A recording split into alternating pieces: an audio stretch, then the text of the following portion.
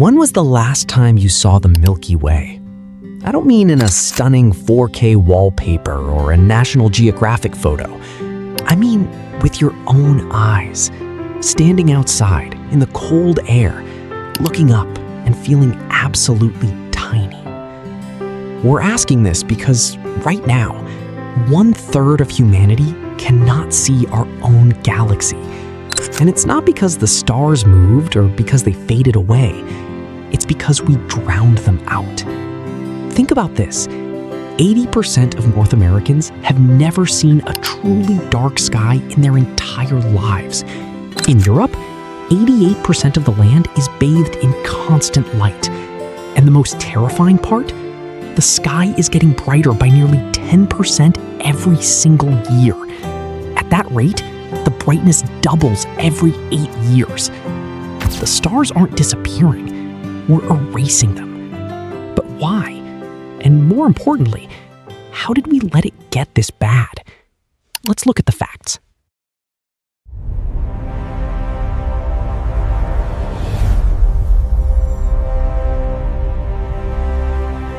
To understand the scale of this, you have to see what NASA's VIRS satellite sees. When it captures Earth at night, it doesn't look like a peaceful planet. It looks like a world on fire with artificial light. But these aren't just pretty city lights.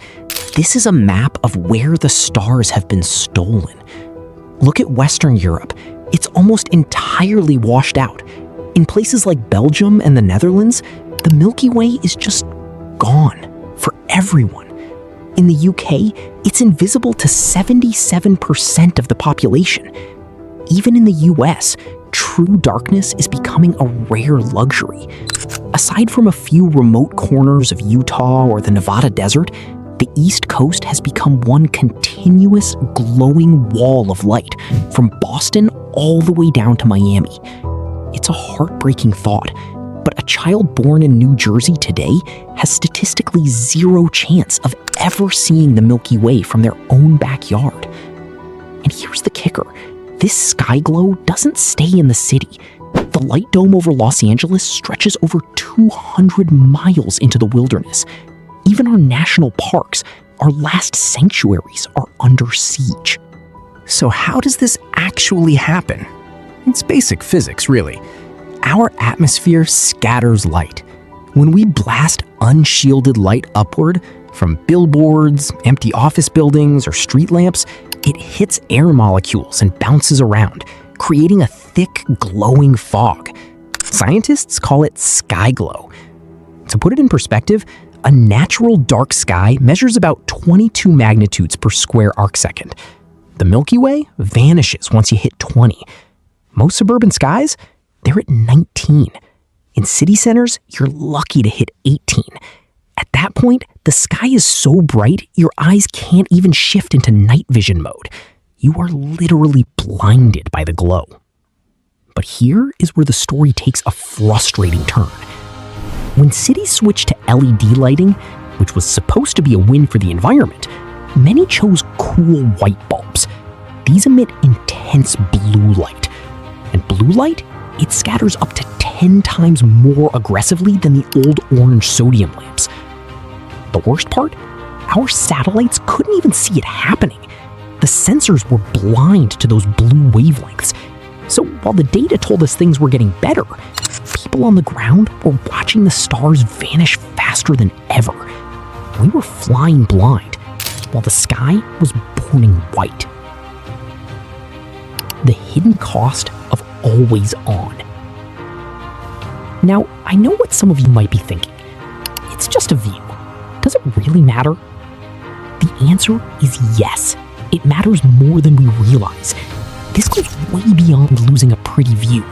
We are quietly dismantling entire ecosystems. Take moths, for example. They are critical nocturnal pollinators, sometimes even more effective than bees. But artificial light acts like a vacuum, pulling them away from the flowers they need to visit. We've seen a 62% drop in pollination near lit areas. That's a collapse that travels all the way up the food chain. It's the same for sea turtles crawling towards city lights instead of the ocean. Or the millions of migratory birds that slam into buildings because they've lost their celestial map. And it's killing us too. Artificial light at night suppresses melatonin, the hormone that regulates your sleep and protects your body. Constant disruption is now being linked to obesity, heart disease, depression, and even cancer. And the real tragedy? The waste. In the US alone, 30% of outdoor lighting is wasted, just pointed straight up into space for absolutely no reason. That is $3.3 billion and 21 million tons of CO2 emitted for nothing. But here's the beautiful part. Unlike almost every other environmental crisis we face, this one is instantly reversible. If you stop the carbon, it takes decades for the planet to cool. If you stop the plastic, the ocean stays polluted for centuries. But if you flick a switch, the darkness comes back to night. We already have the blueprints. Flagstaff, Arizona has protected its dark skies since the 50s, and their sky is 90% clearer than other cities. Paris switched to shielded, warm-toned LEDs and cut its sky glow by a third. These aren't just experiments, they are proof that we can have safety, technology, and the stars. The Milky Way is still there. It's been there for billions of years, waiting. We just need to stop shouting over it with our lights. If this changed the way you look at the night sky, hit that subscribe button. We go this deep into the world every single week. And please, drop a comment below. What should we uncover next? Black holes, space debris, climate science? Tell us what you're curious about, and we'll do our best to bring that story to you. We read every single one. Thanks for watching, and don't forget to look up.